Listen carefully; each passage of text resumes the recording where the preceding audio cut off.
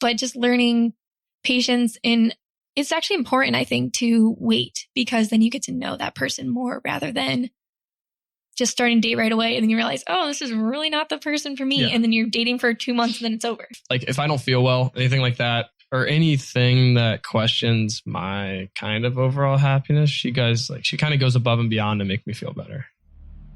Take a girl and a guy, and they fall madly in love and form a family. Sprinkle in some counseling degrees and a doctorate, a dream of transforming relationships as we know it. And 20 years later, we give you power couple Dr. Ray and Jean Kedkodian. And this is their podcast, Couples Synergy. Welcome back to another episode of Couples Synergy with Dr. Ray and Jean. I'm Dr. Ray. And I'm Jean, and this is our podcast about love, marriage, and relationships. Check us out online at couplessynergy.com and be sure to subscribe to our podcast or send us any suggestions on topics you'd like to hear more about. And now on to Couples Synergy, an in-depth look at love, marriage, and relationships, where we bring you our experiences with working with thousands of couples for over 15 years. You know, every day we get to hear intimate details about a couple's celebrations, disappointments, and everyday challenges. We've often wished these stories were shared because we know we are more similar than different. And so we've created not only an avenue where you can hear about people's intimate lives, but an atmosphere where people come over to our home pub, pour a drink, and share their stories. People like today's guests, Tegan and Liam, welcome to our podcast. Thank you so much for being guests. Well, thank you for having us. Thank you for having us. Hi. Hi. It's great to have you guys. They're our youngest. You guys are our youngest guests so far. We're the babies. We're here. And you know, it's gonna be a really good podcast because you guys can be able to give us some perspective on like dating in your age range and relationships in your age range, right? You know, we were kind of the internet. Absolutely, we're kind of out of touch, right? So we got to get our ear low to the ground. Hear from the youngins here. So before we get to that, why don't you guys tell us a little bit about yourselves? How old are you? Where are you guys at in life? I was going to say, what do you do for a living? But you haven't created that yet, right? And then how long have you been together? All right. Do you want to? Yeah, go ahead. Go ahead. So I'm Liam. I am a mechanical engineering student at Ohio State. Soon to be on my rising senior status. Ohio State. Yeah, the Ohio State. Don't get it wrong. Everyone will get upset. So pretty much just staying through work, but I don't really have that much time to do things during school year, except spend time with Tegan most of the time. But I mean, it's kind of hectic right now, actually. Tegan's almost done though. So she's actually probably going to beat me out the gate. So I'm 20. I'm almost 21. I'm also a student at Ohio State. I'm a senior. I'm actually graduating early, and I'm interning right now at a private practice. I'm a psychology major. And what's the name of the private practice? Yeah, you could say what private practice it is. Lighthouse. So she's interning with us. Yes. Awesome. Which is always cool for us to give back. Yeah. Yep. And how long have you guys been together? Almost 3 years. Yeah, roughly 3 years, yeah. Almost. So you were 17 and 19 when you met? I was 17. And I was 18. 17, 18. Yeah, I was 18. Yes. Yeah, when I first met her. So. Yeah, he's 22. Can you tell us the story of how you guys met? So actually, a lot of the kids from my high school they go to Ohio University, which is not too far away. It's about an hour away. And so one of my friends invited me down there. At this time, I was beginning like my sophomore year. So I'm a little behind right now, but so I went down there for their opening weekend, which they have some big party and stuff. So I wanted to go visit some of my friends. And then my best friend's girlfriend's roommate was Tegan. Yeah. So on my side, I was going down first day of college. My parents were dropping me off, kissing me goodbye, crying and stuff, and all that good stuff. And we were going to the big welcome week party. And I remember my roommate, her name was Julia. Julia told me, hey, we're going to go meet my boyfriend and his friend. They're visiting at OU. So we showed up to this party and they were like, this is Liam. And I was like, hi. And then the party actually got busted. Oh. And so the police show up and it was I was not the type that ever went to parties or anything. So I didn't know what to do. I'm just looking around, panicking. Everybody abandoned me. So I'm looking around, didn't know what to do. And then I look over and there's this like tall ginger kid. And I'm like, oh, hello. Party veteran. And he's like, do you even know what to do? And I was like, no, I really don't know what to do. He's like, here, follow me if you want to. Doesn't just drop your drink. Just come So, trying to be the cool guy over here. it's like, Yeah, just keep it cool. he's like, save me. Nah. So he like let me out of the That's party. a smooth move. Yeah, you know. Yeah. Come with me if you want to live type of Yeah. thing. You Yeah. know? Come with me if you want to live. Exactly. I mean, that was the Friday night, or no, that was that's how we first met. Yeah, that was Friday night. That's how we first got introduced to each other, and we went back to our friend's room, where they all were, and we just kind of talked a little bit. But I knew she had a boyfriend, so Yeah, I actually trying had a to be a boyfriend good at the guy. time. You had a boyfriend? Yeah, only for like 2 months. I don't know why that was a thing. It was like a Liam. long distance boyfriend? Or? Yeah, he was back here in Oh. Illinois, and then I already wanted to kind of break that off and kind of go do my own college thing. Mhm. Broke up with him the next day after I met Liam, pretty much. Oh. So I'm not saying anything. I was a Home nice guy. I didn't push myself or anything. So. yeah, no. But So, Yeah. so what happens after that? Well, we kind of hit it off. Like we went that Saturday night after we kind of went all back out to another party the next day. And OU, by the way, is like traditionally a very big party Party school. school. So Mhm. I don't think OU, Ohio Yeah. University? yes. Yeah. So we went out again with like the same group. I don't know if I'm allowed to say this, but we were a little intoxicated. Yeah. And then we went back with all the friends, and then Everybody fell asleep. Yeah, everyone And fell then asleep. we were wide awake and we are like, let's go explore. So Yeah. we just started exploring the dorm. That was my Mhm. excuse to talk to her. So, let's Yeah. get some Another alone time. smooth move again. Yeah, Liam's real Chalk it smooth. up, yeah. And then we just kind of sat and talked for about probably three or so hours. We didn't really even sleep, and I had to leave the next morning for school for Yeah.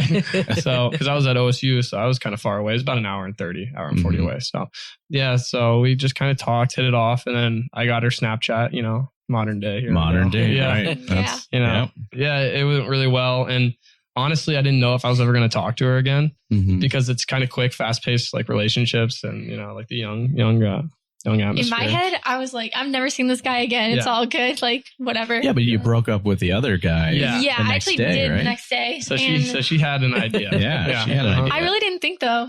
I just Yeah. I'm in college. That's just what like college guys are like. Well, I had the inside scoop too, because my best friend's girlfriend was her roommate. So, Oh, yeah. I knew everything that she was thinking for the most part. So I was like, well, and my friend was like, well, I don't know if she thinks you're going to talk to her again. So I mean, but she kind of wants you to. So then we just kind of hit off in that same. Well, it had been Sunday, I think, Yeah.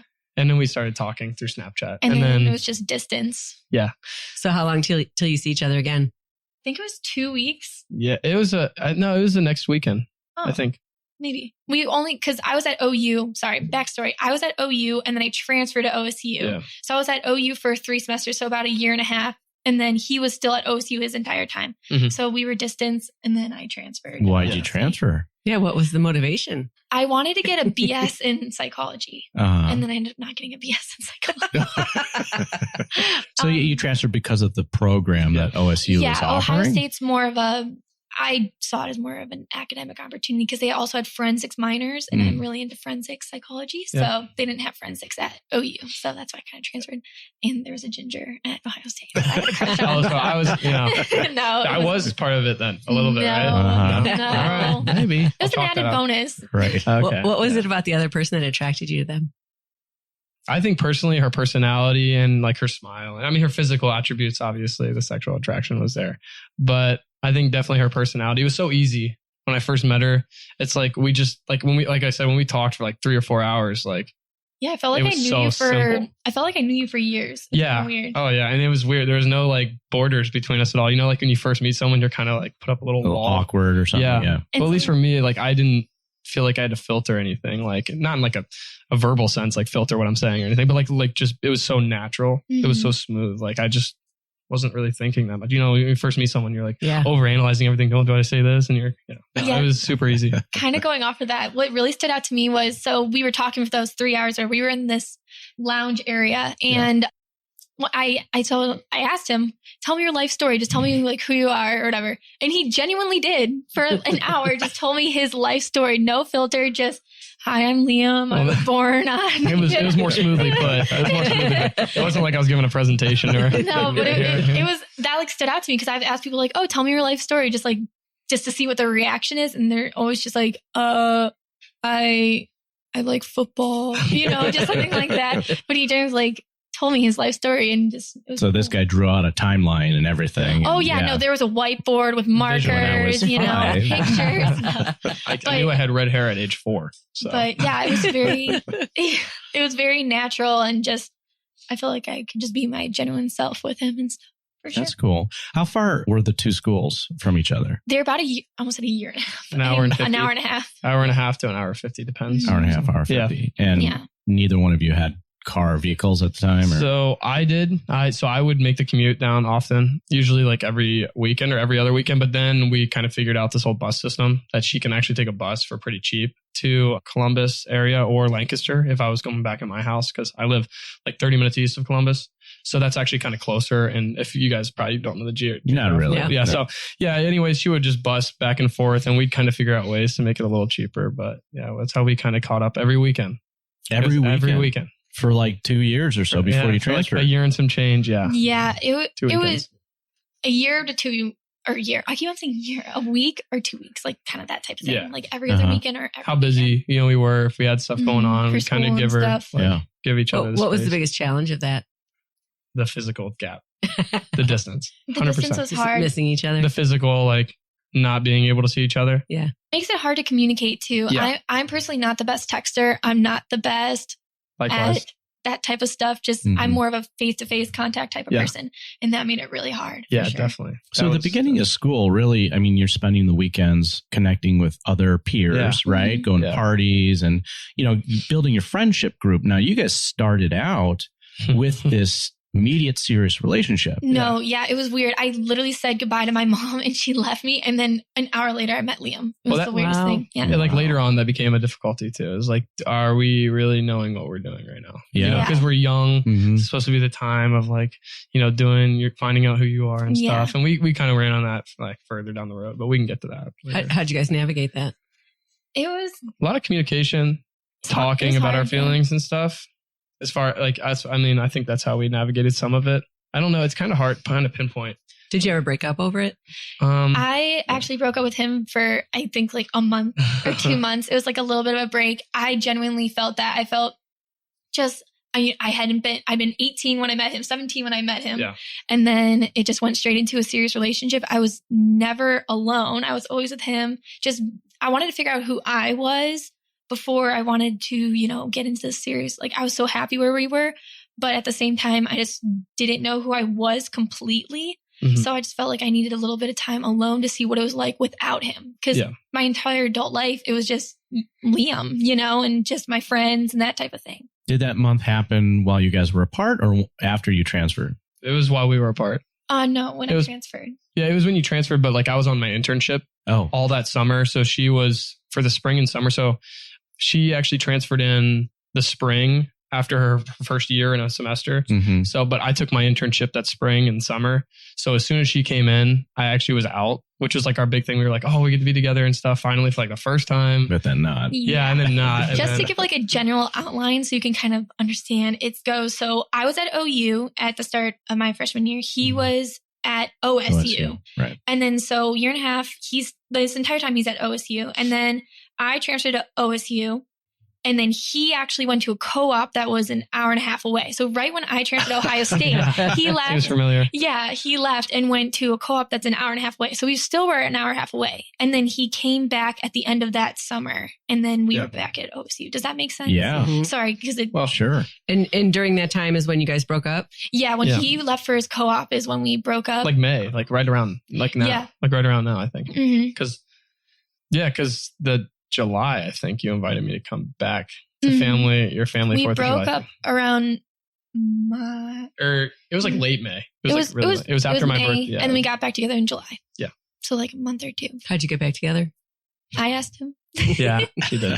What was that like for you? So she also broke up with you and asked you back. Yeah. So like at first it was pretty difficult, but I kind of like understood where she was coming from, but I didn't want to understand, because like she was like my first like true love, if you will. So it was hard at first, but then I kind of saw the light a little bit and understanding that you shouldn't be like codependent on each other.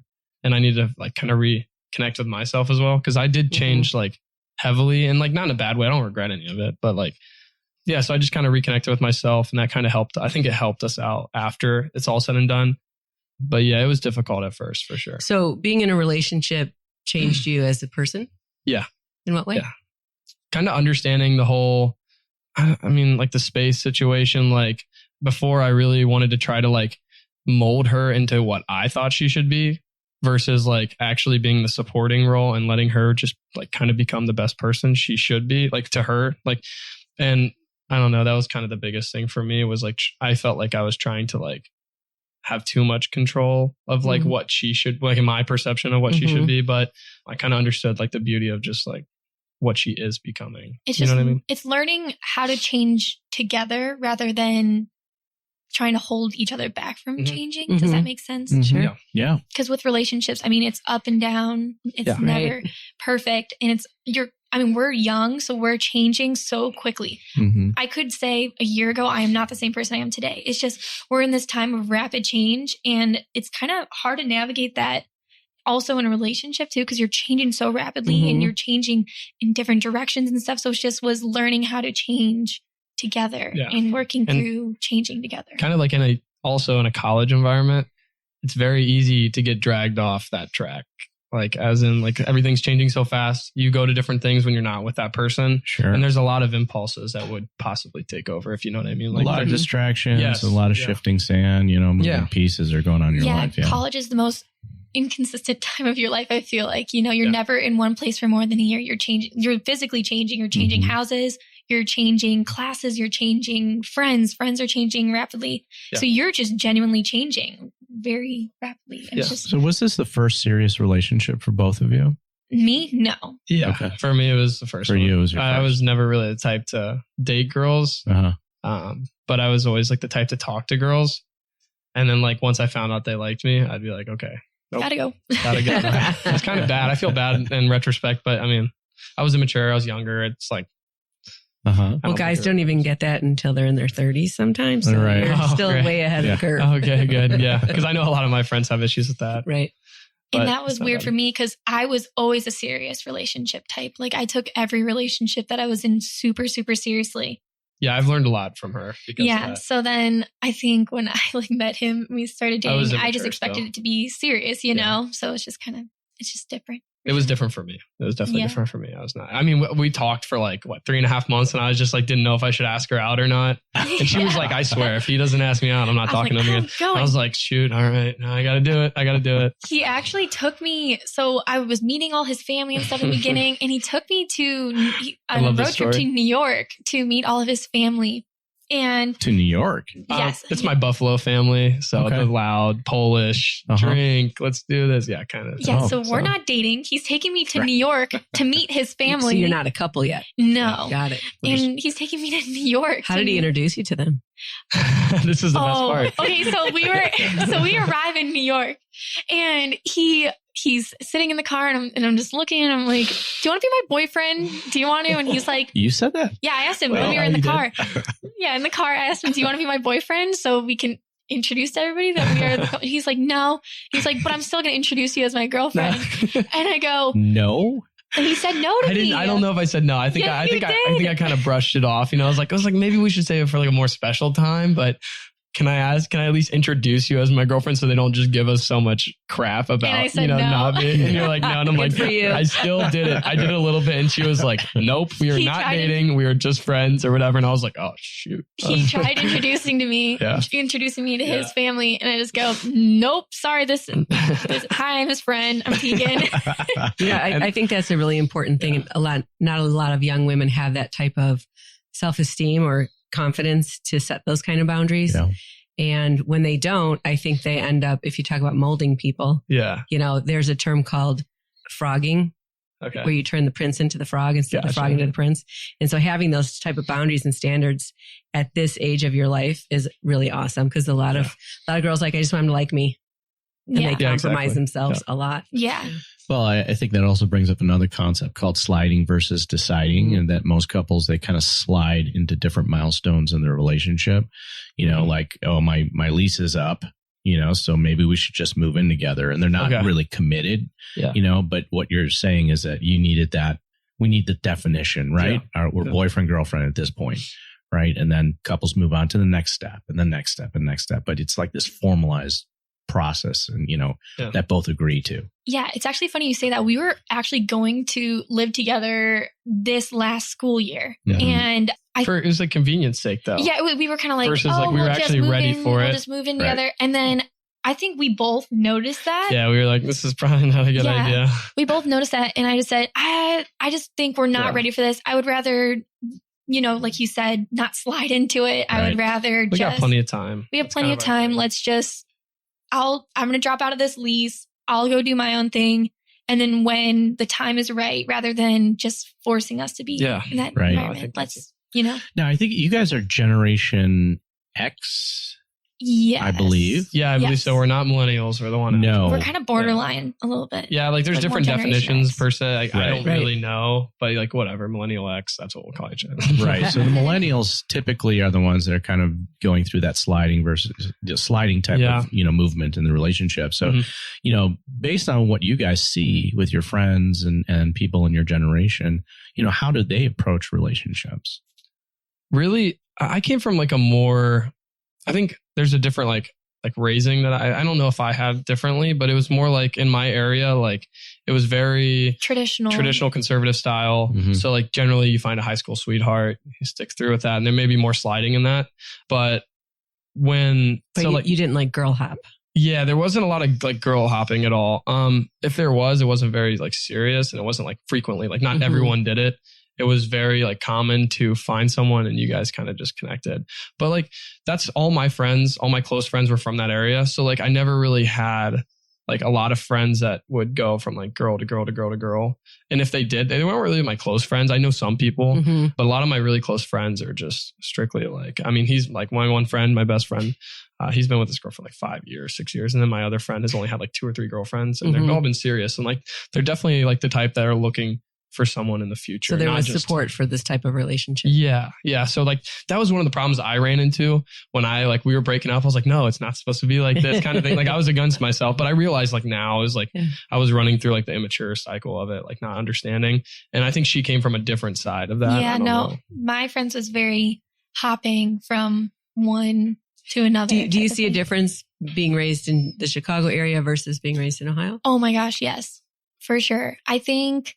I mean, in terms of our example of parents and stuff, and for me, a lot of my friends' parents, my parents, everybody's getting divorced kind of around me versus I think for him, like most parents are still together and stuff. So I think that's like definitely like you see a different example of what relationships are. That's what I pick up. I think there are definitely divorces where I'm from. And I don't know if it's just because there's like, maybe there's less divorces because of lack of people. You know what I mean? It's more like rural, but it's really not that rural. It's only 30 minutes outside Columbus. But like it may be that, but you don't run into a bunch of people day in and day out to like connect with other than who you may have been with or currently with. Right. So like, I don't know if that would be reasons, but there are some of my friends, I think there's a lot of emphasis on searching not just for like the sexual appeal of it, but for the future, like the marriage aspect of it. And a lot of my friends are looking for the marriage aspect of it. And I don't know if that's just a coincidence that I have friends that are like that, or I don't know. Do you think that's part of why it took you longer in the beginning to say?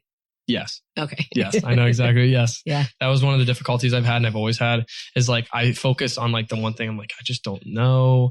But because it's going to be pretty permanent for you if you say yes. Yeah. Well, in my head, I was thinking like, this is for like the long term. I don't date for short term. It's not just for immediate satisfaction. Like, well, it is. I mean, that comes with it, immediate satisfaction with the person, but it was definitely the longevity of it that I was always been like raised to kind of think. How would you guys describe those first few months when you were not considered boyfriend and girlfriend? How would you define that relationship that you had? I would say we were like pretty exclusive, I would say. Yeah. And then like not always. We kind of like set boundaries though that we weren't we really going to be like. When we said, because this is kind of like the timeline, at least this is what I get a perception of relationships. It goes like you're talking. And so that's just kind of like literally just texting, talking, what it sounds like. And then it goes into you define as exclusive. And that's where you're not talking or doing anything with anybody else. Yeah. And then it goes into you become boyfriend, girlfriend in an actual relationship. That line that was like what we're missing, was a line to be drawn. Like we were really exclusive. So I'd say we were like dating, like just going out on dates, like frequently seeing each other, but keeping it exclusive. And then like when we formally, I don't know, everyone's definition changes, but like when you formally ask like boyfriend, girlfriend, I feel What was the formal?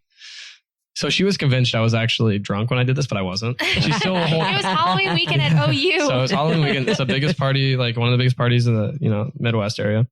I had it like planned out, but it was like, I was also like, my friend told me, he's like, hey, like I heard like if you don't ask Tegan out soon, like she's just going to like drop you. And I'm like, oh, well, I like her too much for that to happen. So like we were down at OU, and then like I found out about this like kissing spot on like their oval, if you will, like their green, their common area. And I was like, circle. I was like, okay, Smooth Liam, a flashback, Smooth Liam over here. What's the lore about the kissing circle? So the thing is, so it's in our college green, which is kind of like our chill area. You can do homework there and stuff. And it's called the kissing circle. And you go in the circle and you kiss your significant other. Like a lot of marriage photos are like there. Yeah. Like that's the focal point. That's like it's the kissing and it'll circle. be forever then, right? Oh, yeah. If you kiss there. Well, we found out. So he actually asked me out in the kissing circle on Halloween weekend. And the funny thing is, learned out later that if you ask the thing is, if you ask somebody out in the kissing circle, you end up marrying that person. Yeah, I didn't know that. He didn't know that, and I didn't know that. And then I heard about that later because people ask me, "Oh my god, I heard Liam asked you out, and where did it happen? Oh, the kissing circle." Oh, so yeah, was kind of fun. So you guys met in May, and then this is October. Yeah, we met in August. August, the beginning of it was school. May that you broke up. Yes, yeah, that was May. That was like what, a year and some change later. Yeah, that was like another year. Yeah, so 3 months into it is when you guys became official. Okay, let's see. Friday, Saturday. August we met each other. August, like first week of August, we met each other. October, we started dating, late October. And then a year, not the like 2 Mays later. She was going into her junior year. She was going into her junior year. It was a summer going into her junior year. So we were you guys over have been a year. dating a year and a half. Yeah. Yes. Before you became like official, right? Yeah. No, they became official after 3 months, but this one she broke up with. Sorry, got it. We need to try you a timeline. Yeah. Sorry, it's very confusing. It's very difficult. What's the most important thing that you learned during that time? Me? I learned, I think, patience for sure, I'm glad that happened. In my previous relationships, it was we were talking or dating kind of for maybe a month, max, like 2 weeks, month, and then they asked me out. So it was kind of just, I was used to, okay, you like me, let's start dating, type of thing, like really quick.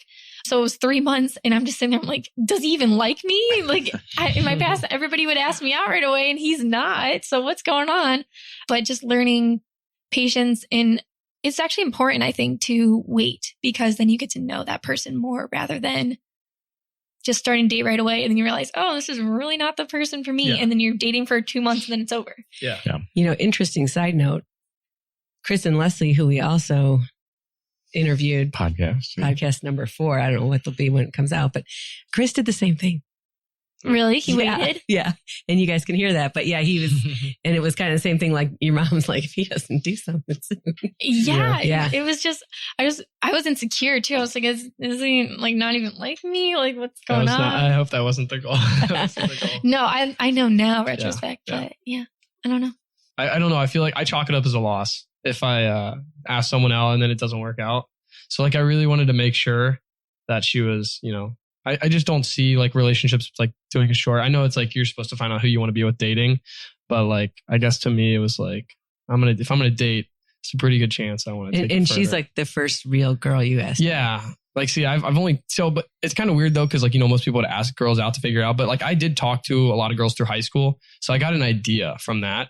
So I would talk to girls for about 2 months or so. Same way I did with that. And that may be unconventional. I don't know. But that's kind of like where I started getting my baselines of like what I realized I like about some girls versus not, other things, like what I was looking for. And I think so she was my first, like few serious relationship, like included. But I think there were like test trials to lead up to that point. Sure. And a lot of people probably don't do that. So I don't know. That's probably why she was like, what the hell's going on? Like, yeah, no, I don't know. Yeah. What would you guys say, like, of your friends or people you went to school with, how early are people becoming sexually active? And is it within relationships or is it just hooking up? I think it's becoming earlier and earlier with like the rise of like the technology and like the rise of technology, like social media in particular, the accessibility to other kids, like that may not be in your school or like out of your school, and you can portray more of a sexual like image to other kids, which would maybe make them act more like aggressively towards trying to get sexual favors or something like that. But I think it's definitely becoming earlier, and it's definitely becoming like out of relationship. What's the earliest that you heard someone your age was, or someone around your age? I remember the first rumor was this couple like did like oral sex on our bus when I was in 7th grade, which is super early. And I don't think it was relationships. I don't remember really actual relationships, serious relationships coming along till later. And it was till later, like when? I think people started seriously dating, I think around freshman or sophomore high school, like that type of thing. So sexual activity was going on maybe like 7th and 8th grade. Well, yeah. That's pretty early. Yeah, mine's a little bit really later. early. A tad bit later than that. But I think it was mostly people in relationships in my school that would like we'd at least hear about. And it was generally like sophomore, junior year that we actually started hearing about. And yours was with committed relationships. For them, yeah. But recently, like, so I have a couple friends that kids I played baseball with back in the day, and they were like somewhere younger. And I think it changed literally like right after our year, because it really like directly correlated to like the hookup culture directly correlated like partying. And like we didn't, as my class didn't really party that much, but like my best friend's sister's in high school. And like we remember she was going to parties like freshman year. And like there was a lot of rumors around that because I had friends whose brothers or sisters were in high school and they would talk. Do you remember what apps might have come out that year that weren't there the year before? I think that was right around the emergence of Tinder, which is, I think it's probably the biggest one. And then in the high school, kids were doing Tinder. I don't know back then, but currently, yes, there's a lot of kids doing engaging in like Tinder and stuff now. I don't know about that. I don't think it was more back then. I think it was more around the party structure of things. Like parents aren't going to be there. So you know what? You guys had Facebook in grade school. Yeah. Oh yeah. Right. Yeah. I still look back at that stuff. And then your generation switches to what?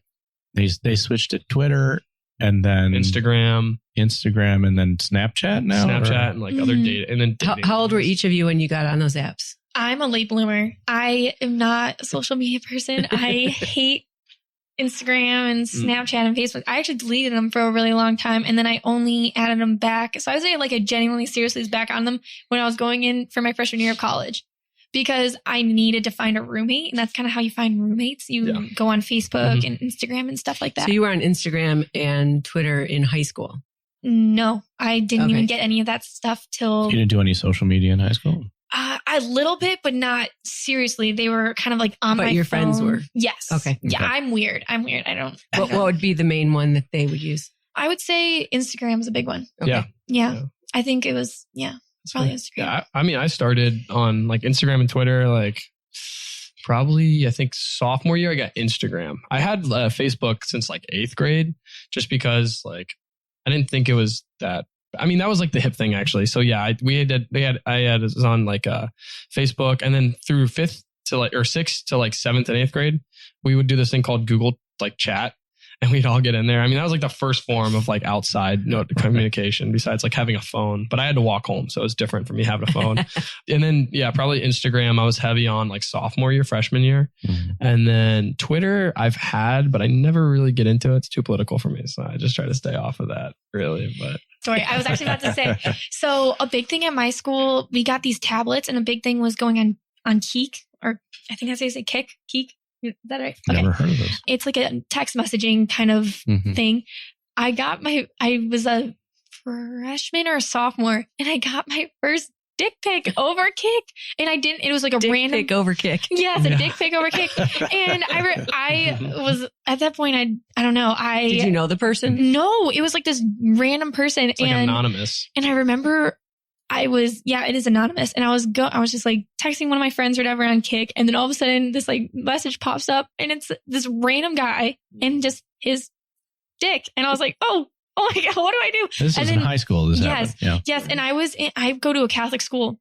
I was in religion class, and I hope all you parents out there are listening to what your kids are actually being exposed to. Oh my gosh. And I was in my religion class, and my religious teacher walks up behind me and sees the dick pic on my tablet. And she looks at me and she goes, Tegan. And I was like, I don't know what happened. It just popped up. I don't know. So I had to go to the office and they called the police. It was this whole shebang. What did they do? How did they deal with that legally?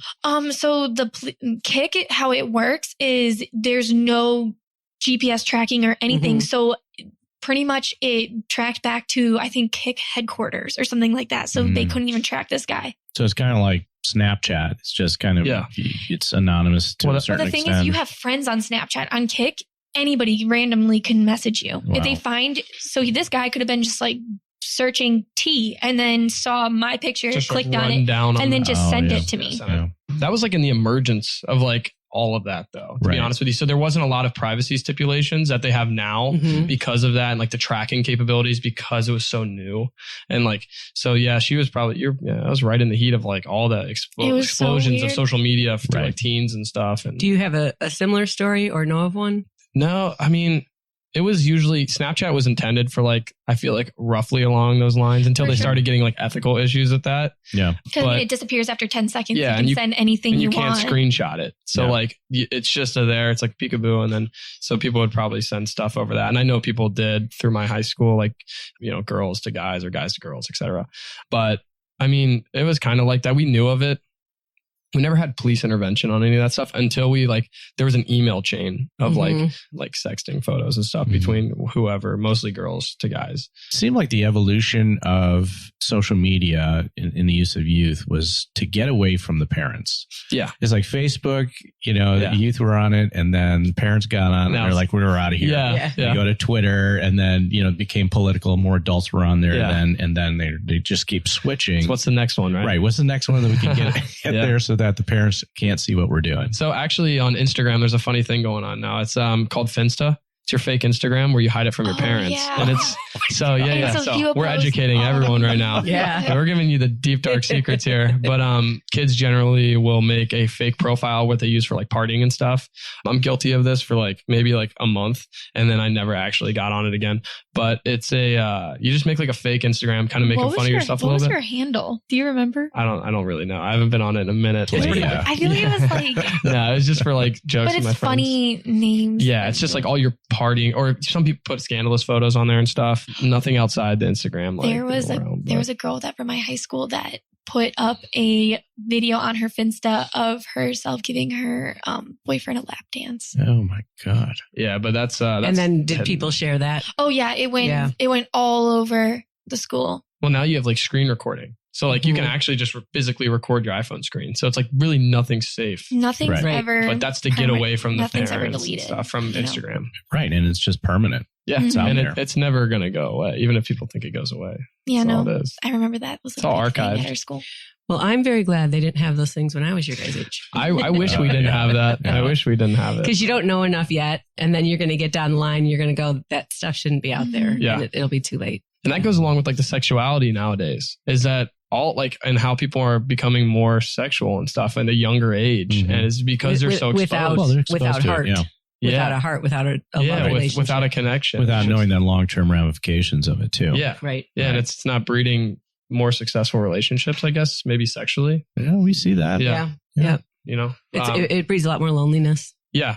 And the whole, so people are doing things now to try to fit in and stuff and do all that kind of the FOMO, fear of missing out, if you will. That's a big one. Fear of missing out. Fear of missing out. Yeah. Also, another thing I noticed is I feel like relationships are changing just based on media, because I feel like there's an existence of a Instagram couple, that type of a media couple versus a real life couple. I think that's changing. So there's social media facade. Yes, exactly. And also, I feel like a lot of couples don't know how to react in person anymore. They just text all the time. Yeah.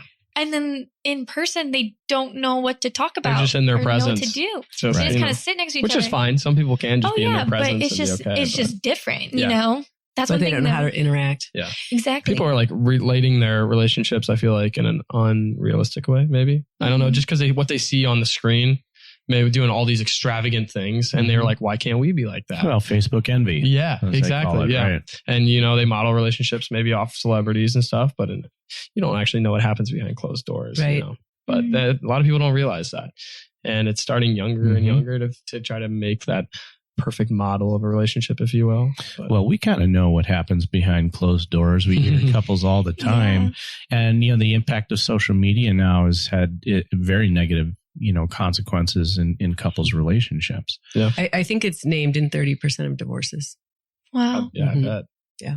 Yeah, it's very hard to go to a restaurant these days and not see a couple sitting at the same table and they're on their phones. It's the worst. Right? Yeah. Well, hopefully they're Personal listening to opinion. this podcast on their phones right now. But yeah, it's an interesting thing because it hits the dopamine system, right? Which is our reward pleasure center. And it feels good. Yeah. But when that depletes itself, it's like a garden hose that loses all its pressure. And then you tend to get anxious and depressed. Yeah. Whereas when you actually communicate with someone and have, affection and those, you're dealing with the oxytocin center, and that's bonding and connection that makes you feel safe and secure and happier. And I think that they're missing out on that, not just in, potential partner relationships, but in their families. A lot of families, everyone's in their own room on a screen somewhere. I think another issue is that adults are finding out about these social media platforms through their minor children. Right. Right. And that's how they're being educated on this. And they haven't figured out their own appropriate boundaries in working with social media. So how can they actually help their kids figure out what's appropriate as well? Yeah. And that might be the lag. That might be the Sure. lag of it. And then maybe that's for us, the kids growing up. Maybe that realize That's for it. you guys to figure out, right? A lot of people may not realize it till it's too late. Well, and it's, then, it's like if you were given McDonald's every day, hey, it tastes good. Why not? Yeah. And you don't really realize the damage it does over long periods of time. Mm. I think the last statistic I heard was 26% of 6-year-olds stumble onto porn accidentally. It's everywhere. Yeah. It's everywhere. There's Instagram or like Twitter pages that are just called, I think, what's the one? I'm trying to remember what it's called. I mean, there's a bunch of different pages that are It's just like all literally- sex facts and just like yeah, gifs sex upon, facts and like, yeah, or, it's just sexual gifts. That's what it's. Or gifs, yeah, it's gifs. just a bunch of soft But- porn, hard maybe sometimes. No, just literally, stumble across. there's literally videos of people having sex on these things. Like Yeah. it's And they're not blocked. insane. And they're not blocked. No, yeah. No. they're just on And there. there's so many. Yeah. You could literally look up on Twitter, like just type in SEX, and it's just like yeah, like hashtag sex, and it's everywhere. tons. And there's people that I deleted Twitter because of this. People were retweeting them, and they're Wow. legitimately having sex. Like it is a clip from porn that It's they all take. public. It's all as It's long as the kid crazy. has the account. I mean, he could literally stumble across. Yeah. that. That's And it's just really, becoming really more scary. and more normal. And what would you say the age range of people posting that stuff is? so you can't even I don't know. even tell anymore. A lot of them are like fake accounts, like just Okay. like like But is it like old people? Is it young people? Is it all of the You above? can't- I think it's. I everything. imagine it's probably a lot okay. of a lot of people, I know. just different. I know Very there's weird. this one. I was watching this video on YouTube and they were reacting to like, what the heck? Why are there so many sex things on Twitter? Mhm. And they were going through comments on the page.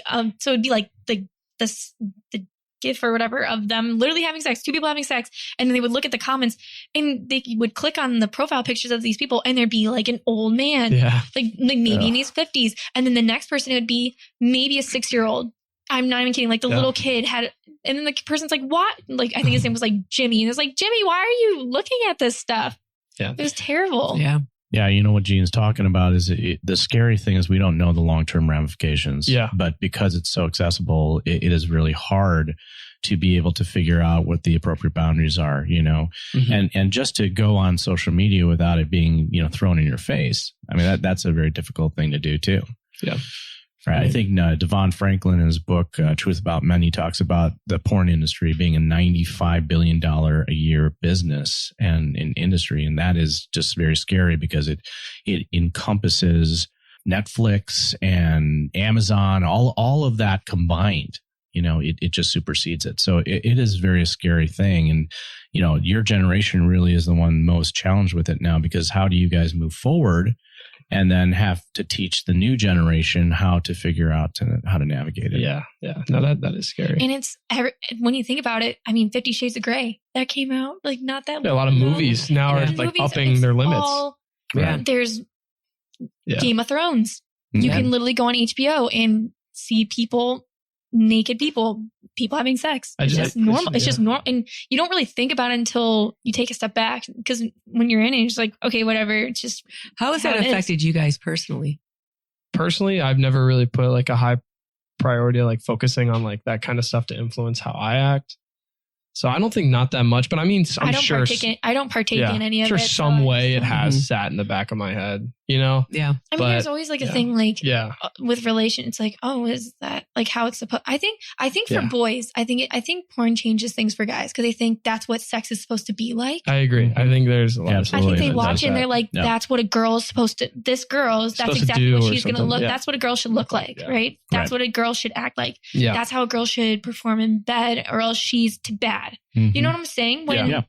everybody's different. Yeah. It half actually that stuff's flips the scripted. roles where it turns the woman into the aggressive Mhm. part of Yeah. pleasing a guy when it should be the opposite way. Yeah. You know, a guy's supposed to be the pursuer. Mhm. And so when it flips that, I think when that, you know, we see a lot of that in our couples where, you know, the guy isn't participating all that much in like the chores around the house or Mhm. the kids, or, you know, it's like a lazy kind of way instead of Mhm. challenging them to be more aggressive and assertive men. Yeah. Maybe. Well, I don't think they really know how to Right. be, you Mhm. know, an appropriate, assertive male in society. Mm-hmm. And, you know, we're talking about the presentation on social media being this facade or fantasy. And that's what people are exposed to. So they try to aspire to that, Yeah. you know, and it's just not possible. It's starting younger and younger. Yeah. So- Well, you know, Right. I'm 52, and when I was in my teenage years, there wasn't really any of that kind of stuff. Mhm. There were magazines, you know, but you had to stretch pretty far. We didn't even have VHS yet, right? Okay. So it's- Yeah. and you literally learned about those things from falling in love with someone. Mhm. And as a girl, your job was to say no, and their job was to try to convince you yes. And so there was this long period of time in the forming of a relationship where, you know, you were not doing it right. And they had to learn that tolerance and that patience and to stay with a relationship before something would happen. Mhm. And as a girl, you had to hold back as well. And then if you did move forward, then you were called all sorts of nice things, Yeah. but it wasn't just like in your face all the time or, you know, any of that kind of stuff. And, you know, it kind of makes me sad that young people are not experiencing that with a real person and with their hearts. Yeah, Mhm. for sure. And I feel like when I was, you know, going through, like when I was in high school and stuff, it was like, hurry up and lose it. You know, Yeah. hurry up and lose your virginity so you can be good, you know, and be better. Cause like, I think, Hurry up and lose it. That Yeah. was like, oh yeah, it was Everyone- like, everybody was like, when are you going to lose your, And this is like, a when are you Catholic, gonna Wow. lose this is it? a Catholic school. Yeah. Like it was like, when are you going to hurry up? Like pretty much it's like, I have to lose before I go to college so then I can be good. And then, you know, somebody will like me. You know what I'm saying? wow. Well, I Like, think To be good at it. Yeah, be good Okay. at like lose it earlier so then you can get better and know what you're doing. Cause it's just like, I That's feel, because that's your value. cause like I think you do, I mean, as a girl, like you do know, like it's a joke all the time that guys are like watching porn and stuff and just like you want to be good and like, you know, better than, What they're watching. Yeah. exactly. And it's like you're insecure all the time. You're like, am I not good enough? You know what I'm saying? Mhm. And a lot of guys just get pressured into losing your virginity too, because otherwise you're not You're not manly. that manly or you're just, you know, whatever. Right. Yeah, whatever Yeah. you are, you know. But You know, it's a common question. It's like, how old were you when you lost your virginity? yeah, it's like, oh, you're It's like- 18? Like, wow. Oh, tell us the story of when you lost your virginity. What's old Yeah. for your guys' generation? Oh, I don't even know now. I feel like old is like 18. I Like think- I think like 18 it deems it old. I think I didn't even lose I think I lost my virginity when I was like 16 or 17 and I felt old to be losing my virginity. You felt old. Yeah. Wow. Wow. Yeah. At least that's just what my perception was when When I was a senior in high school in 1984, we went to spring break in Fort Lauderdale. This is crazy spring break times. Oh yeah. And I think of the 7 of us, I think 5 of them were virgins and none were when they came back. Wow. And that was the goal.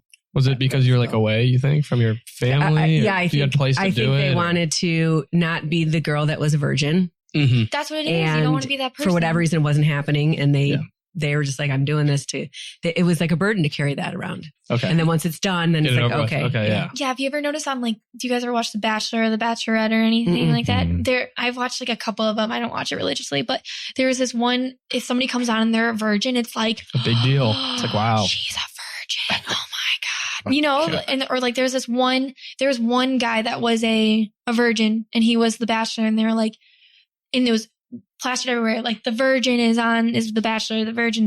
You know what I'm saying? It's just, it's almost like a burden. Yeah. Yeah. There's definitely a burden, like for nowadays at least.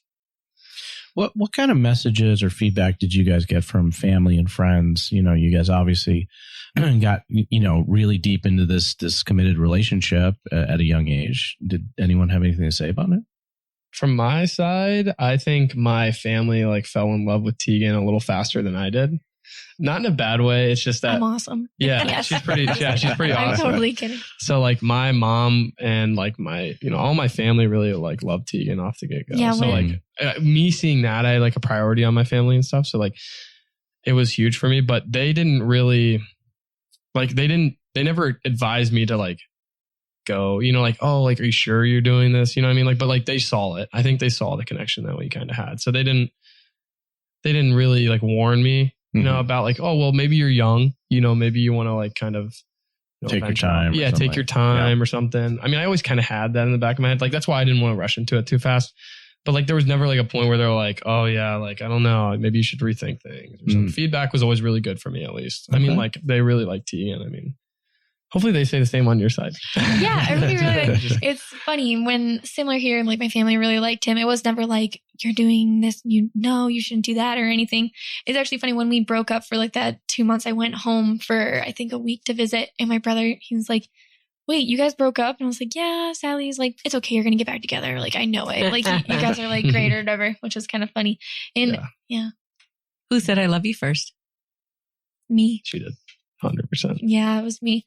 He said. Okay. All right. I'm going to sound like a major ditto. Yeah. No, it wasn't even that. And must sound like a butthole. Because I've been wanting to say it for a while. And then. How far into the relationship was this?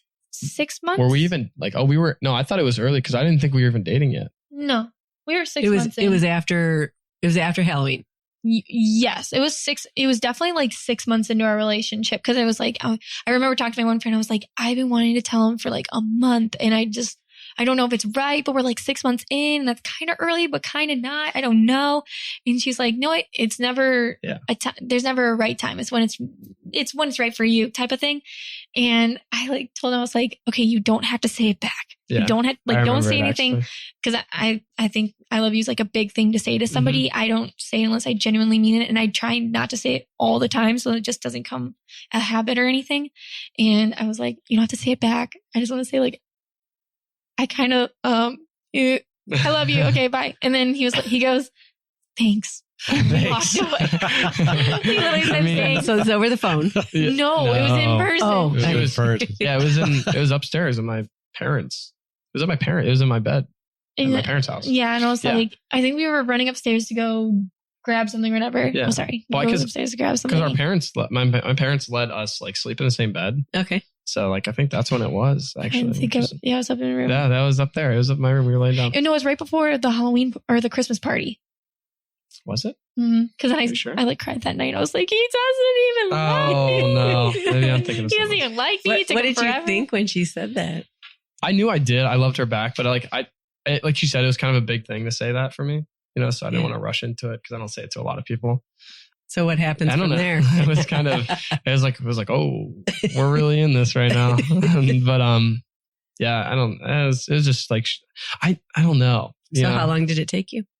Not much longer. I don't think it was only, no. It was like a couple of years. When you kept saying it to me, I was like, yeah, I do. Like I do. So why not say it? You know what I mean? And then it's funny because, for one of the summers I came home of my sophomore year, I wasn't going to see him for 3 months. And so I said goodbye or whatever. And I said, like, I love you. And we both just started like crying. And then he went in his car and then he texted me. He was like, okay, this is how I know I actually do. Like, I've been saying it. Yeah, this is how I know I actually do. That's when I knew for sure that he loved me. Then that's when I felt like he genuinely I was a wreck. So you texted back. Oh, no. So I didn't tell her that's when I knew till like for a little bit. But like, I dropped her off at the airport and I was like, I'm not like the one to cry. And then like, she was like leaving. And I was like, oh shit, like this is happening. I'm like, oh man, like, I don't know what I'm going to do. Like, I haven't been, but that also goes hand in hand with like me understanding that it's okay to kind of like let her do her thing too. Mm-hmm. And like, I mean, I was sad. Like I was really sad and I was like, wow, I really do love this girl. This girl has a much bigger impact on me than I ever thought. After that, I think is when I realized like, okay, yes, he's genuinely saying it back. Like he's definitely genuinely saying he loves me. I can imagine there was probably doubt on your end. Oh yeah, you said thanks. I'm not the one that expresses my feelings really well most of the time. I've gotten better, definitely gotten a lot better at that. It's a guy thing. Yeah. So you're not allowed to show emotions. You're too manly. Oh yeah. No, we're actually taught societally. It's kind of something that happens. There was a study that was done with infants, and they had male infants, female infants. Male infants actually were more emotionally expressive. But then, longitudinally, they kind of caught up with them like at age 8 and 9, and then it had completely reversed. Right? Wow. That's because interesting. Males are really taught to funnel and channel all of the emotions through a select few. Yeah. It was like, you don't see your dad cry, so don't cry. Kind of thing for me. It was like, I don't ever see my dad cry. Right. I've only seen it like maybe twice. Because it's taught its weakness, erroneously, but yeah. And then looking back, I'm okay with like expressing my emotions. And I'm sure I've expressed my emotions a couple times in front of you. You've definitely gotten more expressive with me. I think as you got more comfortable. Well, I realized it's okay. I mean, I didn't know how you'd react to it if I was like upset in front of her. Mm-hmm. So I kind of hit it back for a while, but then I'm like, you know what? This is what it is. So like, this is face value. Yeah, that's actually interesting.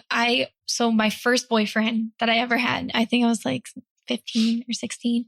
And I remember I broke up with him because he cried too much. Oh, look at that. See? So like in my mind, I was like, that's so, that's weird. Mm-hmm. Why is he crying so much? Right. But was he crying like he was babied and he was trying to get reaction, or was he genuinely sad about something? I don't know. It would just be like anything. It would be way too much. It wasn't genuine. Yeah. So that's when I was like, it was on the other end of that. Like, that seems excessive. In my head, I was like, he's so girly. He just cries all the time. But like, can't handle his emotions or something. But now, like, I look back, I'm like, it doesn't bother me that.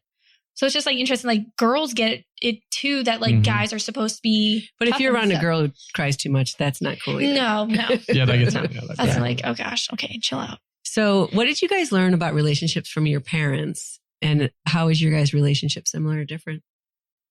So my parents are divorced. I don't feel like I really got a strong sense of what a relationship's supposed to be like with them. They never really hugged or like kissed or anything.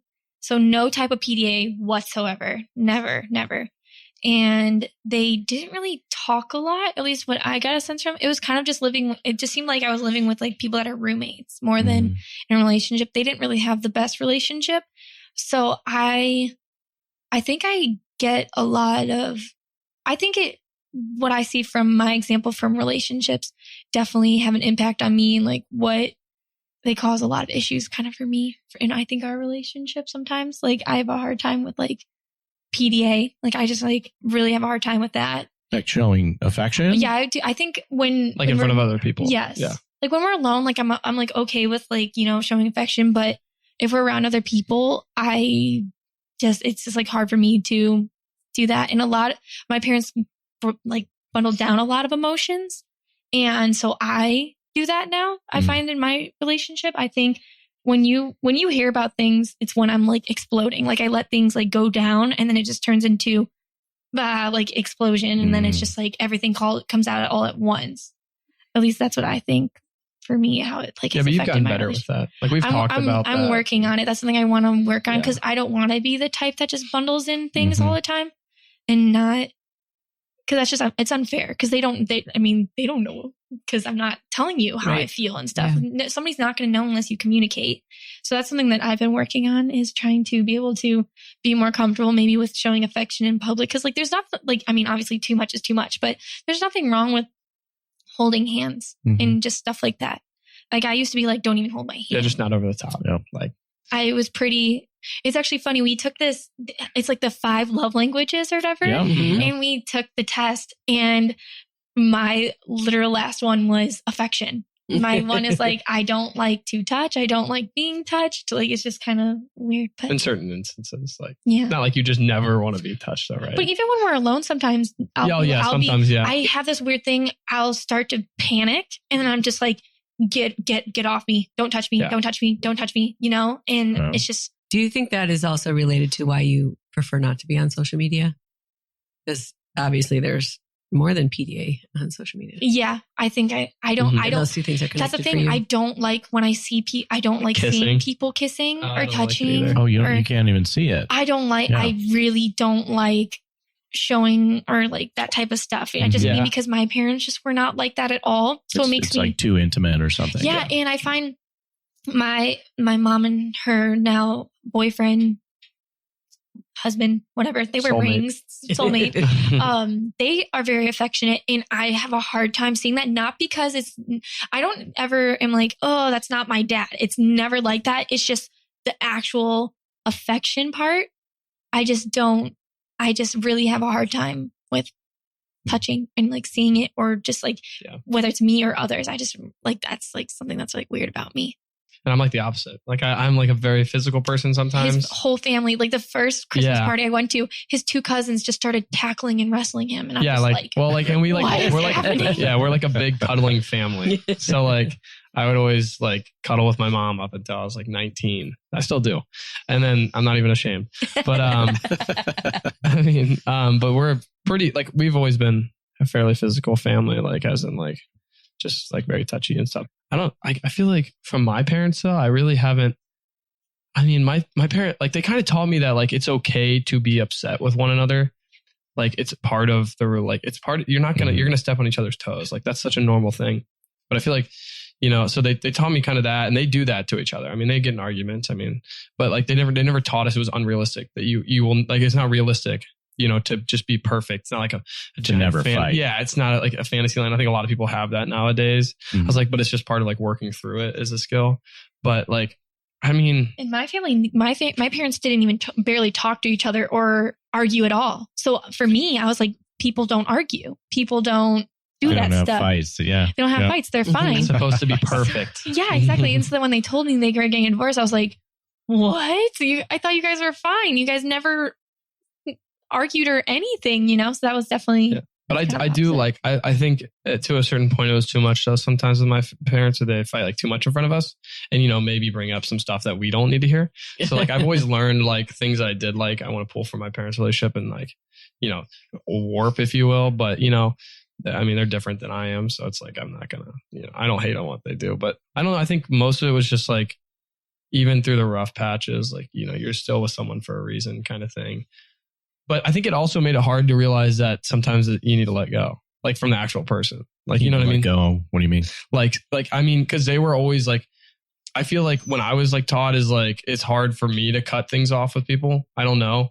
Like, even if it may be the right thing to do. Not that I'm saying my parents should, like, just like in general, like it was always ending relationships. Yeah, like ending relationships. There was never an emphasis on like it was more of an emphasis on making it work. And not so much like, is this even right for you? I think they always they're good at that. Like, I mean, like, I'm not saying I should get my marriage and, divorced or anything. I'm just saying like, that's just kind of like what I've been, like the kind of vibe I was getting from them was like, what kind of self-reflection kind of do. And I pull things from what my parents don't do. Like sometimes they don't apologize. Like, so I don't like that. Like, I like to make everyone happy to the point. Like, I don't know. Sometimes it can be ingenuine. I can see them ingenuine. I don't know. I'm kind of going on a tangent here, but I feel like, so that was something that was very polar with us, is that my parents didn't argue. They didn't even really do anything like towards each other. And then his parents, they do argue and they're very vocal with each other. And so he would be like that with me, just being very like vocal about, his side of things. And I don't want to say he would like to argue. I don't want to say like you like to argue, but there's a better word that I'm just not thinking of. But debate it. Yeah. I would always, I'd question like everything she said. He would be like, not argumentative, but you know what I'm trying to say. Sure. A better argumentative, not in a negative sense, like in better argumentative. And that would bother me so much. I'm like, oh my God, all this kid wants to do is fight with me. All he wants to do is fight. And he just, and that's not even him trying to fight. It's just trying him to communicate, have a discussion. Yeah. And that was something that was really hard for me to understand, is that he's not trying to argue with me. He's just trying to communicate And that was something that was really different between us. I'm like, no PDA, no fighting or talking really like in that way and communicating that way. And then he was like PDA, and I want to argue in a good way. I want to debate. I want to communicate, and I think it's good. Well, I kind of learned like physically, like when to, like actually, like when not to. That was the hardest part for me. It was like, when do I physically like try to get like touch her or something like that. Like, well, I was going to say, how did you guys find the balance then? That was part of the balance. We're still working on it. Like for me, like I've gotten a lot better at like not just like, hugging her or something when she's mad or something. If she wants like space, and I'm like getting better at like, leaving her with like space. But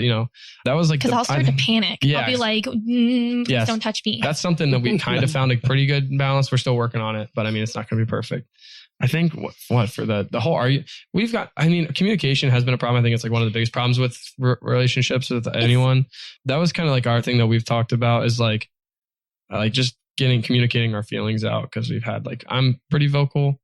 It's sometimes. Just learning how it's more transforming how you think about it. When he's trying to talk to me about something, I need to not take it as an attack, or not an argument. It's more of him just trying to express himself and communicate with me, which is what I want him to do. I want you to express your feelings. I want you to tell me how you're feeling and what's going on.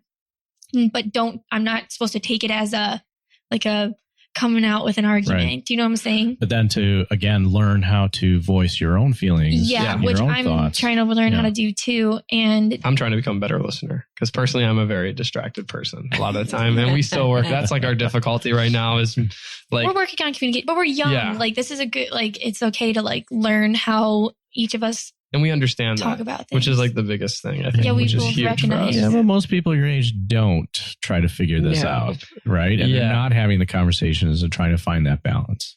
We actually had a really good conversation right before we came home for summer, just talking about, okay, this is how, let's talk about our communication, because that's something that's going to be really important long term. And this is when you talk like this is how it makes me feel. When you say this is how it makes me feel. And that's just how I take it. And then I would find sometimes I would talk to him in a way that, he just didn't take well to. And I didn't even know that, it was something good to know. Okay, I need to not go about it. It's not a love language. It's your communication language, how you take it. Do you know what I'm saying? Yeah, no. So that you hear that, people out there, you just have to talk. You just have to communicate. And communicate how you want to be communicated to. Right. What? The F word. It's not an accident that you guys attracted a person who kind of has the opposite of what you learned in your families. Right? And it would take that, right? If you were with someone who was like you that didn't talk and didn't touch, oh boy, there wouldn't be much of a relationship. No. Oh boy. And if you were with someone who was like, we'd be boom. And so, we find that balance, like you each have something to teach the other person. Mm-hmm. And that's how all relationships are. Each person comes from sort of these opposite sides, but of the same topic. Mm-hmm. And then hopefully they get here, before they die. Yeah. It is lifelong work. Yeah. Yeah. I think a lot of people don't realize that. Like, you know what I mean? Mm-hmm. It's the perfect, that's something that situation. I think I definitely am like, don't look at the social media relationships. Like, that's not even real, Well, that. Yeah. So that's one of the challenges. Do you have a different perspective of your use of social media?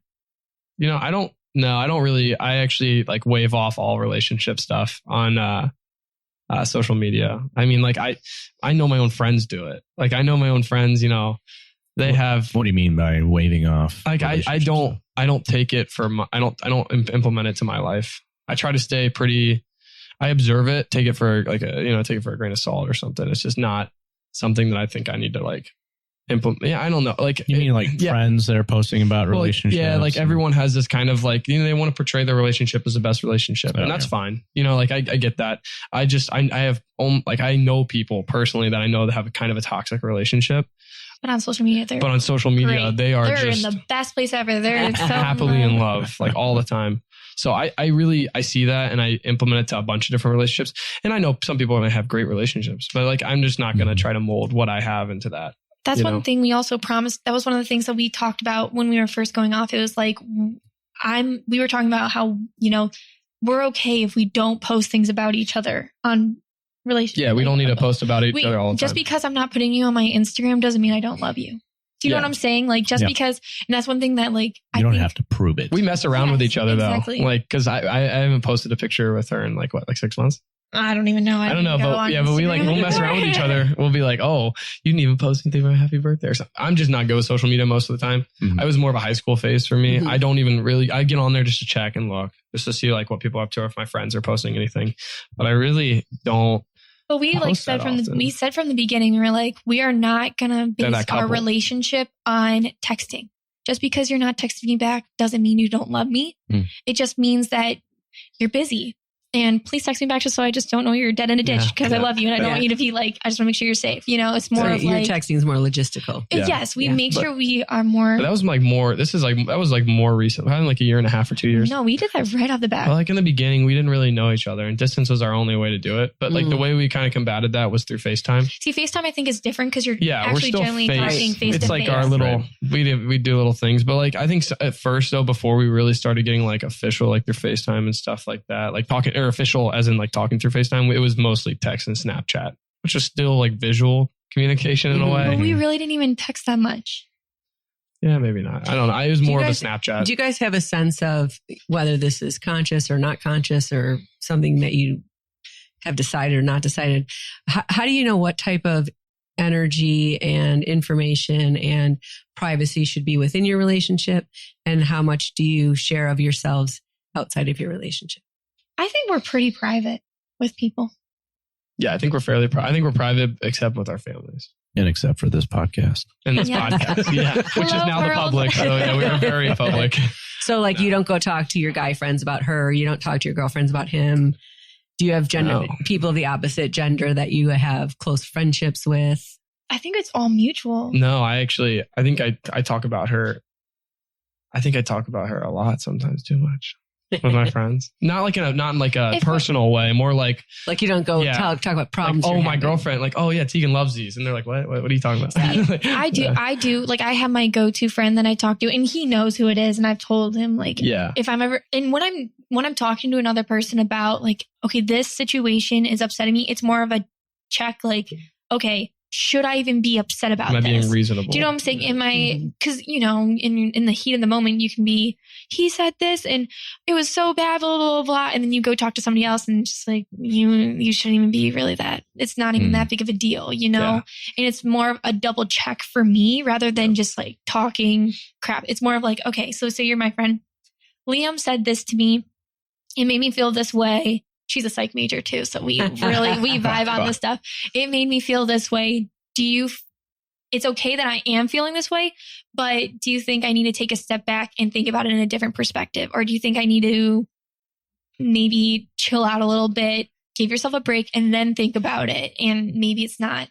Or yes, you should definitely talk to him about that, how that's making you feel. You know what I'm saying? So she gives you a different perspective. Yes, maybe. Getting a new perspective more than, oh my gosh, he's a jerk and he did this, you know, that type of thing. Take sides, which is tough. But she's not a mutual friend, which I think is important. Yeah. She's purely my friend. So I mean, we are friends with her. Sorry, you guys are friends. I mean, we're friends. We're sorry. Obviously, Sam, if you're listening to this, I love you.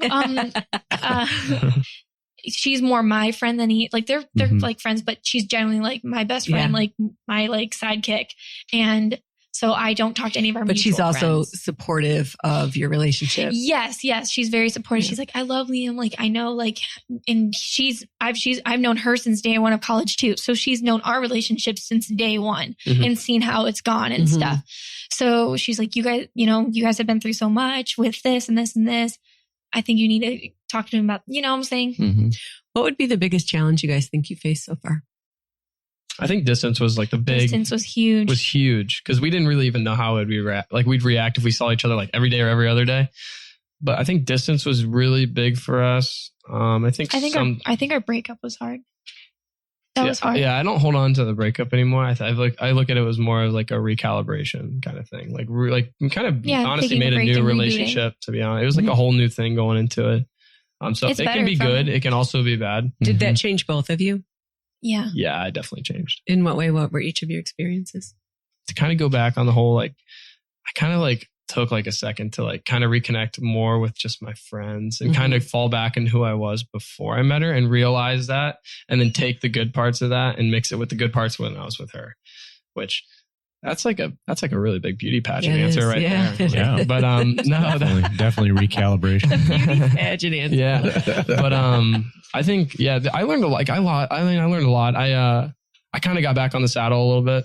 Mm-hmm. Because I didn't know if we were going to get back together. It seems like, in my opinion, she was kind of set in her ways. You dated during that time. Yeah, I was like just talking to someone else for a while, and I kind of figured out that's when I also knew I still wanted to be with Tegan because it was never ever Grass is not always greener. Absolutely not. But I was hoping, but I didn't know. Yeah, I've been, one of the things that we struggled with is I took like a week or so where I just didn't want to like talk to her to kind of give, that connection back. I needed to figure out what I needed to do because I realized she's the one that cut it off. So, I need to she's focusing on herself. I need to do the same. And like that. Did you guys talk much during that time? He didn't talk to me for like a week and a half. I wanted to separate. Of the 2 months. Yes. And then we Yeah, it was like a month. Yeah, a month and a half. Or the 2 months, the total thing. Sorry, I got confused. No. Yeah, I didn't talk to her for a week or so. He didn't talk to me for about like 2 weeks. A week. It was like a week and a half. It was around that amount. But yeah, it was really hard with that. I definitely learned. Yeah, I was like, I can't live without this kid. Week and a half that was also part of the plan there, though. Too. I was like, you know what? Like, she cut it off, then she can kind of experience it without me. Mm-hmm. And that was my kind of thing. It was like, it wasn't trying to be like playing games or anything like that. It was more so like, you know what? Like, if her what she asked for. if she asked for it, then I'll give it to her, and I need to figure out what I need to do. Yeah. I need to move forward now, and I need to set these up to move. Set my. What did you learn about yourself? I think I just learned what it's like to be alone just for, even if it was 2 months, I really like made sure I was like, okay, this is what it's like to be alone, and just like figuring out what like I like and what, just figuring out what it's like to be a single adult. Because my entire adult life I was with him, to reconnect with yourself then. Yeah. It was nice. And it just made me realize that like, I really like can't live without this kid. Yeah, I think you need to be open to like seeing that, like, you know what I mean? Because a lot of people won't accept that once they're done with it. Like, no, I need to be with this person. I have to. And that's also how I knew like he was like literally the one for me, because he was so understanding, and he was like, I want you to be the best version of yourself, even though this is killing me. This is so hard. That's something that like you were so good about. Yeah. You're just like, yes, I want you to find yourself. I want you to be the best version of yourself. And that's when it's like, okay, that's when you're not just in a relationship, you're a team. Mm-hmm. When you want your teammate to get, you would say we're team T&L. Well, yeah, and I didn't taking over the world because, you want your teammate to grow and become a better person and be a better member of your team, and it was more of, he said it was really hard for him, but he still was, you were just so supportive. Well, I just didn't, I didn't want to close the door. And like that being said, like I didn't want, like, even if we weren't never going to get, be like a relationship, then like I've already spent like a lot of time with this person. It'd be stupid to cut everything out, even though it'd be difficult. Well, you'd already emotionally committed. Yeah, right? Exactly. And that was like my first, and it was hard because she was like the first girl like I was completely invested in. Mm-hmm. And like, so I don't know, it was just different for me. And then like understanding that like I also needed to start moving on. That was part of the whole, like I needed to take like some time just to like get her out of my mind. You know what I mean? Not very easy. Didn't really work very well. That was really hard for me. Yeah. And it was just readapting to everything. One of the big homework assignments we give our couples once we get to this point, right, is to do a walkabout. And a walkabout is where they have to go away. One person in the couple by themselves goes to a place for 48 to 72 hours. Mm-hmm. They have to go somewhere they've never been. And during that entire time, they can't plan anything. They have to do whatever they feel like in that moment. And no distractions. Yeah. No TV, no phone, no internet. No, you can't even talk to anybody either. No radio. And nobody should know where you are. That's cool. So like you're completely unplugging. Yeah. Gotcha. And then you're just checking in with yourself. Like, what do I want? Do I want to sleep? Do I want to go for a walk? What do I want? And we have so little of that in life, and it is so life altering for people when they do that. And the other person has to stay home because, they have to go through that process of what it's like when the person's gone, and then they switch. And it's really amazing what it does for an individual person and as well as the couple. Well, in a relationship, it's very easy to just kind of meld and not really know where you begin and where you end. Yeah. Right. You are both individuals, but then as a couple, you are, a single entity too. So it's very important to be able to know, where you are as an individual. right? Know what you're bringing to the table. 100% know who agree. you are in your team. Because, say like you're a soccer team, one person's a goalie and one person's a forward. You're like different players, but you're still on the same team. Well, you know what you bring to the table and everything, Mm-hmm. And goalies probably have to do things a little bit different. Yeah. You're like totally different players on the court, but you're still on the same team. Mm-hmm. Knowing who you are as an individual for sure. What is in store for the future for you guys? That's a fun question. Yeah. We like to go here. She may be a little bit more than I do. I'm always like deny the future, live in the moment. But to be honest, I still have probably about a year and change left for school just because certain stipulations on engineering make it difficult like that. Our son's in engineering. We get it. I know. That's what I heard. That's actually super impressive what he's doing too. I'll talk to you later about that. That's really cool. I have a little bit of school left. She's going to try to pursue, or she's going to pursue post-grad stuff. So that's the tricky part is figuring out. You might get to some distance again. Yeah, that's something that hello darkness. See, that's something like I'm very like, I want to talk about that because it's just going to be really hard having a Oreo sandwich of distance and like nice and then like distance again. And that's something I want to like start talking about because it's just going to be a big change. And I think, it was so hard and then now it's just so nice. And then now it would go back to like it being hard again. Yeah. It's going to be hard and we'll see what happens. But I think we're working. I'm optimistic. I'm very optimistic just because I think I have a lot of flexibility in what I want to do. So I don't, not really bound to a certain area per se, just from like my experience with different internships I've had. I've pretty much like negate where I need to go. Is your hope to stay in Ohio at some point? I was like that. And then we kind of talked and like, to be honest, I kind of want to go. I really don't know where I want to go. I'm like, and that was one of the things that we talked about was like, she didn't want to seem like I was following her to where she like everywhere she'd go. Cause she's like, I want you just to do well and work and, do whatever and get your stuff done. And I'm like, but like at the same time, like it was difficult for me. Cause like I have a priority of just like, like doing kind of like what I want, what makes me happy. And like, I feel like being near each other would make me really happy and more than just running through work for the rest. You know what I mean? I kind of have more flexibility than most people. I'd like to say, I don't want to sound like I'm bragging or anything, but like to go do different things. And that's what I've been going to school for, to have that flexibility.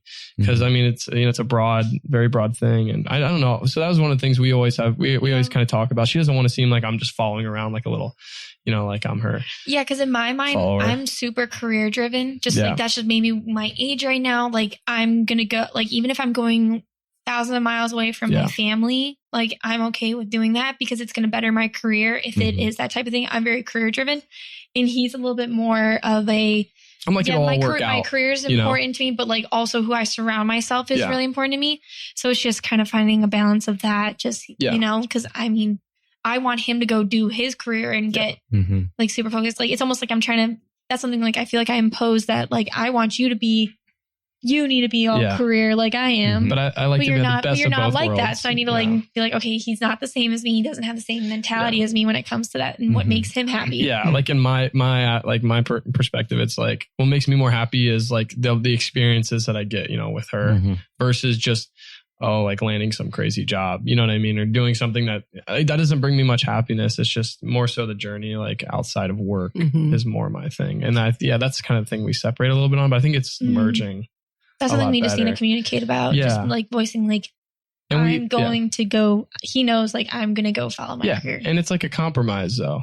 The same time because we know what we want. We want to be together in the future. So we know that for sure. Like, we went through a big thing like that when you went back to school to get your doctorate. Yeah, that was pretty tough. Which was like the 5-year plan to get his doctorate. And our youngest son was 8 at the time, and we were running a business, and he was gone. Just not just gone hours wise, because you had to do unpaid internships and practicums and go to school, and then you would be studying at night.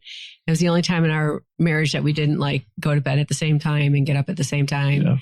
And I had to run everything else. I'm by myself running the business, raising the kids, and he's doing his thing. And that's the most distance. We met at work. We've always worked at the same place. We have a business together. We're together a lot. And that was really, really big. And, I think those things are, those are like the growth spurts, Yeah. And I think they're important, and not to be held back is really important.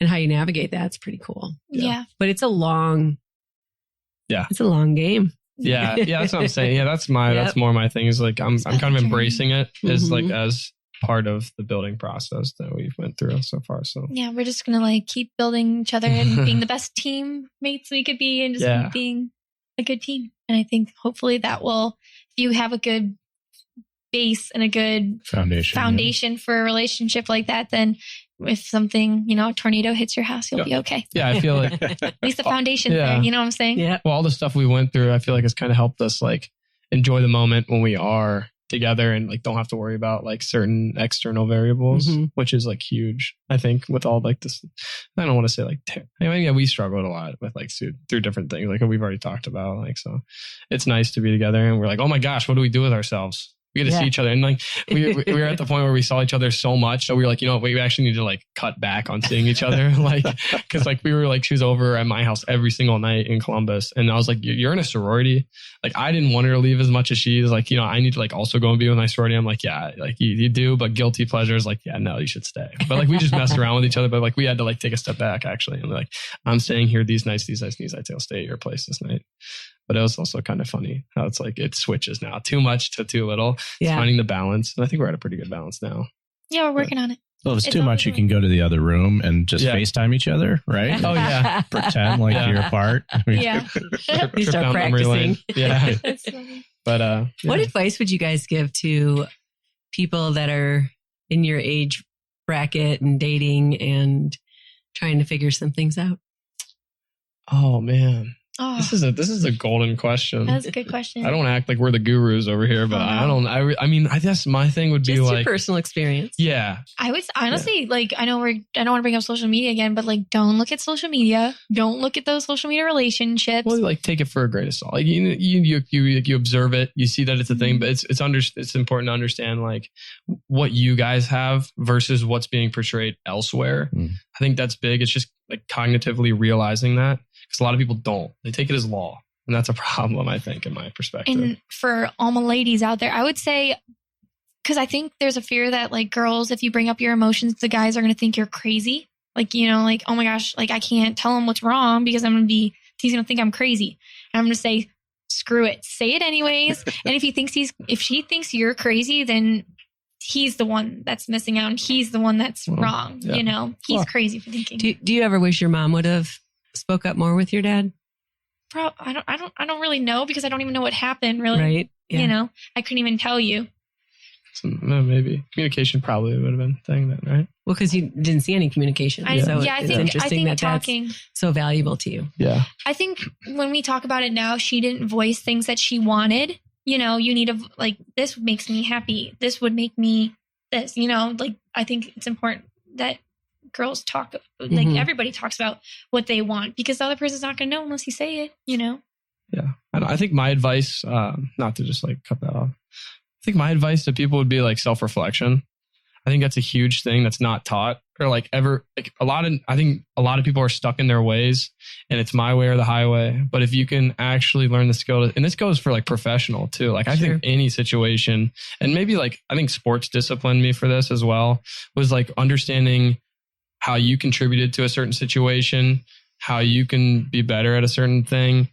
And I mean, like, I think a lot of times in relationships, people are very, like I was before, like molding the person into what they want to, or what you want them to be instead of what they are. And like, but I think you need to, take a step back, self-reflect on how you've contributed to certain things, understanding if you're wrong or not. And then also like on a separate note, like understanding that person, in order for them to feel fulfilled, you need to help guide them to where they want to be, but don't take over what what they're going to be, or like let them feel, let them be happy, I guess, and just self-reflection. Yeah. Self-reflection I think is huge because I think it can change a lot of things and you can communicate after you reflect. And unfortunately, I think, your guys' generation is so over-educated, over-intellectualized. Yeah.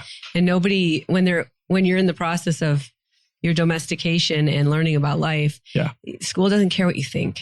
Yeah. They just want you to regurgitate what they think or what they tell you. And so you're not learning those things where, when I was a kid, you went outside and played. Yeah. And you figured it out. And if someone wasn't happy with you, you figured it out and you all wound up at in the pew on church on Sunday. You know? Whether you were fist fighting the night before, which is unfortunately a common part of my childhood. Yeah. And so, you guys don't get that space that anyone asks you, well, what do you actually think should happen here? Yeah. Or what do you feel? Or what would you do? You know, and I think that's good. It's understanding your own personal boundaries, your own strengths, your own limitations, right? What is it that you truly want? When you look in the mirror, how is it that you are going to judge yourself? What's your set of values that you live by? Right. And I think that's what you're kind of encompassing by saying self-reflection, right? Understand that before you get into a relationship, because then you're just going to be pulled off center, you know, by what your partner might want of you. Yeah. Right. You know, and I think too, today, integrity is a tough thing, right? Yeah. To be who you are when no one's watching or when lots and lots and lots of the whole world is watching, you know, and, you know, there's always those times, you know, I think kids say are on cameras their whole life, right? Yeah. But I remember being a kid and closing the door and, you know, you dance or you be silly, you know, and because you have privacy. Yeah. There's so little privacy. Yeah. And, you know, I think that's a hard thing, you know, we're seeing in relationships all over the place, right? That when there's that privacy, it's like almost this place to act out instead of find your integrity. Right. Yeah. Character is defined by what you do when nobody is watching, right? Yeah, it's true. And do you have your question for him? So what is it that your partner does that you know they love you? The love language. No, I'm just kidding. I think I know if I don't feel well, anything like that, or anything that questions my kind of overall happiness, she kind of goes above and beyond to make me feel better. Like, so she puts a lot of effort into that kind of stuff. So that makes me feel good. And that's kind of how I get verification that she does. Also, I'm like a big vocal person. So, you know, she tells me she loves me and all this stuff, blah, blah. Yeah, that makes me feel nice as well. So, I mean, there's a bunch of different things. Just one time he had an exam one day and I cleaned his room for him. And he was like, oh my gosh, you're the best. You must love me. I'm like, remember that for next time. Yeah. So. And what does he do that makes you?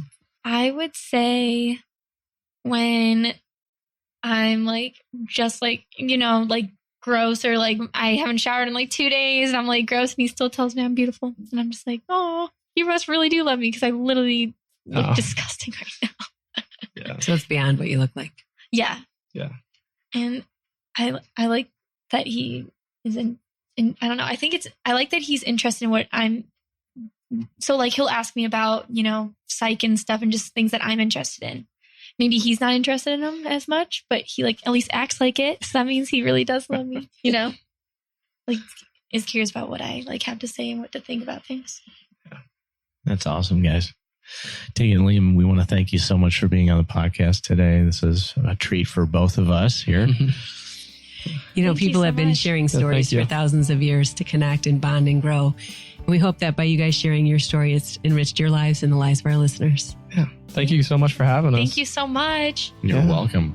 For all you listening out there, if you have any questions or topic suggestions, again, please feel free to leave a comment or look us up online at couplessynergy.com.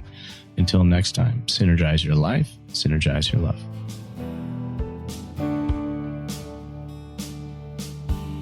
You have been listening to Couple Synergy with Dr. Ray and Jean Kedkodian. Couple Synergy was recorded, edited, and produced by Dr. Ray and Jean Kedkodian. Voiceover and music entitled Breathe and Let Go was recorded and composed by Gina Gonzalez.